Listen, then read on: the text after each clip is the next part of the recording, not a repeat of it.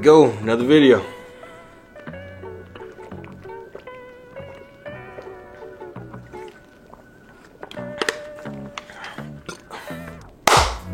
What's good, YouTube? It's Tyron again with another video. In today's video, I'm going to be going over commonly used terms that people use in the gym that beginners may not be aware of, but once they are made aware of, they'll be able to fit in with anybody and have a conversation with anybody regardless of their level of experience. And as you guys can see in the title, I named this video the ABCs of Gym Talk, which basically means I'm going to be going over every phrase and term in alphabetical order to keep this list as clear and concise for myself and for you guys as possible. So without further ado, we're going to get started with number 1, or A, on this list being AMRAP. AMRAP is a shorthand way or an acronym that stands for as many reps as possible. It's applicable to when you're actually performing an exercise and you're performing as many repetitions as you possibly can. I myself incorporate AMRAP sets at the end of each one of my exercises to initiate hypertrophy for the muscles that I just exercised. And for that word hypertrophy, I'm going to be discussing that later on this list, but as it pertains for AMRAP and AMRAP sets, you can perform this method of exercising as frequent as possible to initiate hypertrophy for the muscles that you just exercised, which can then lead to muscular endurance and growth. There's another term that people use in the gym that means the same thing, which is training until failure. So if you hear either one of these in the gym, now you'll be able to know exactly what people are talking about. Okay, moving on to the letter B, we have bodybuilding.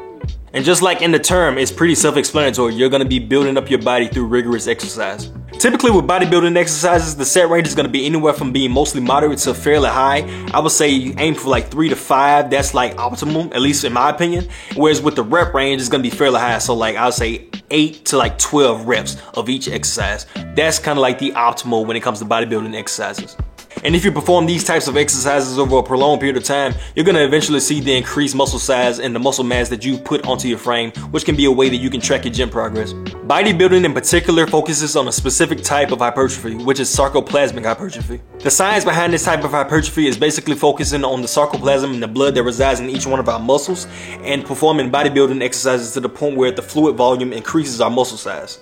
This is the reason behind whenever you go to the gym and you perform the first couple sets of an exercise that your muscles seem to have expanded quite a bit. That is the sarcoplasmic fluid and the blood that resides in your muscles expanding. The term associated with that feeling is called having a pump, and everybody in the gym already knows what that is. This feeling doesn't last long though. The fluid volume in your muscles dissipate over the course of your workout session, but if you perform these types of exercises over time, it's gonna look like you're always having a pump.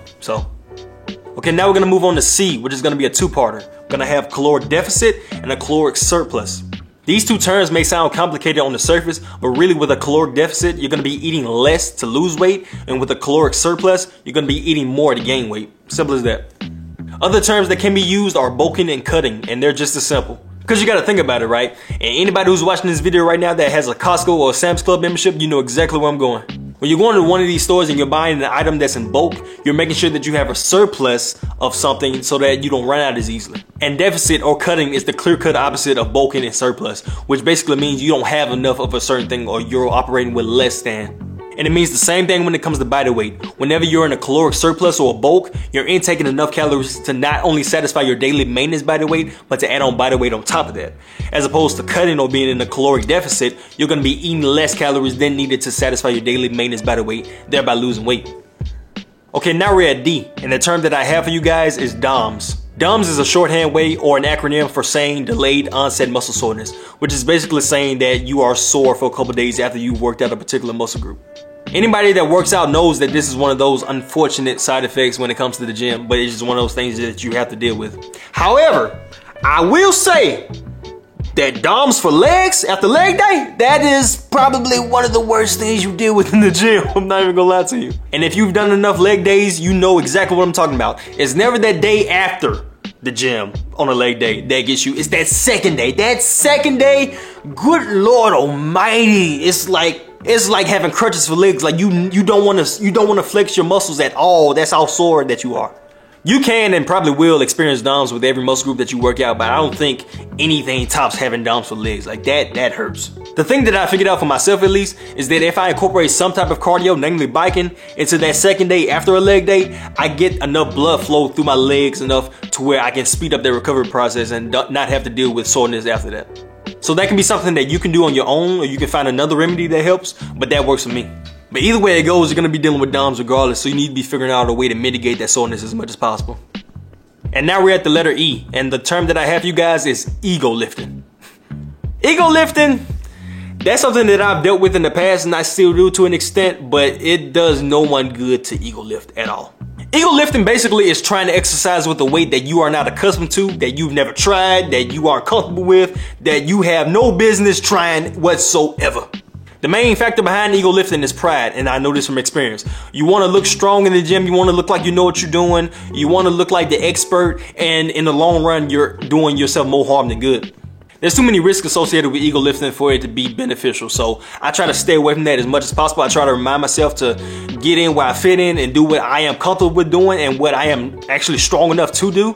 That way I don't make myself look like a fool in the middle of a gym in front of everybody. Whenever you ego lift, you're risking serious injury, and not only that, you're risking having feelings of failure associated with that. Whenever we have feelings of failure associated with doing a certain thing, we may feel hesitant or may feel reserved about doing that certain thing again going forward, which then may lead to us thinking about or even quitting the gym altogether, and that's not something that we need to be thinking about doing at all. So, to eliminate that altogether, do not ego lift. Only perform exercises with the weight that you are comfortable with doing it with. Simple as that. Okay, next we have F, and the F is gonna be for form. When I say form, I mean the actual technique and the way that you are performing the exercise that you're doing. Me personally, I value form and a solid technique over being able to lift the heaviest of weights any day. Because you can somehow manage to lift the heaviest of weights with the most dangerous technique that you can use, but with that comes a greater risk of injury and even worse. Whereas opposed to you having a solid technique and a solid form, you will be able to perform exercises as safely as you can, and with that, the gains will naturally come. So just be patient. That all goes back to ego lifting. If you're not 100% comfortable and safe with the exercise and the way you're doing it, do not perform it. And luckily for you, I have a couple of videos that's all about forms and techniques about certain exercises that I'm going to leave in this pop-up right here that you can view for yourself to make sure that you have the sound form and technique that you need to perform these exercises. Yeah, shameless plug, I know, get over it. Okay, now we're at G, and the term that I'm going to be using is gains. Gains is pretty self-explanatory. The longer you work out, the bigger you get. The end. Nah, but seriously, gains is a way that you can track your gym progress. What I advise you guys to do if you're a beginner in the gym, or if you're not a beginner and you haven't been doing this already, is to take progress pics. So you're gonna take a picture of yourself when you're first starting the gym, or close to it if you've already started. You're gonna take a picture of yourself at the 3-month mark, the 6th, the 9th, and the 12-month mark, so on and so forth, if you wanna go that far. And then you're gonna visually compare your physique as opposed to when you first started to where you are currently. This can be a way that you can track your gym progress and use yourself as motivation, which can do wonders for your mental health as well. So just be mindful of that. Okay, now we're at H, and the term that I'm going to be talking about is something that I touched upon earlier, which is hypertrophy. The textbook definition of hypertrophy is the process of increasing the size of an organ or tissue, usually through the enlargement of its cells. And that's pretty much what the foundation of being in the gym is centered around. Whether you're looking more into the bodybuilding aspect or the powerlifting aspect, hypertrophy is going to be the basis of which you achieve your goals. There's two types of hypertrophy. There's one that's geared towards more bodybuilders that I touched upon earlier called sarcoplasmic hypertrophy. And then there's one that's geared towards more powerlifters called myofibrillar hypertrophy. That process, you're going to be lifting heavy weights, and in that process, you're creating micro tears and trauma in your muscles, through which the process of recovery, you're going to be making those muscles more durable, more dense, and more stronger, thereby enabling you to lift more heavier weights. So yeah, I just gave you guys a crash course on what hypertrophy is. Okay, next we have I, which is going to be isolation exercise. Whenever you're performing an isolation exercise, you're isolating a specific group or a muscle in your body to work out. And it's not hard to determine which exercise is an actual isolation exercise. All you have to do is look for exercises that have the muscle that you're going to be working out in its name, like bicep curls, tricep extensions, pec flies, whatever exercise that you're performing that actually has the muscle that you're going to be working out in the name, that's more than likely a isolation exercise. Okay, now we're gonna move on to J, and the only thing that I have for J is juice, which is slang for steroids. Stay away from steroids, remain as natural as possible, do not alter your body chemistry beyond repair. That's all I gotta say about that. Okay, next we got K. The term that I'm gonna be using is knurling. If you've seen any of my how-to perform and exercise videos, you will know that I talk about knurling a lot. Knurling is a useful tool that you can use during your exercises in the gym to be able to key in on your form and technique. And for those who don't know what knurling is, it's the abrasive surface on the barbell that help you with hand placement and grip strength. Here's an example of me using knurling for my hand placement and grip during the exercise.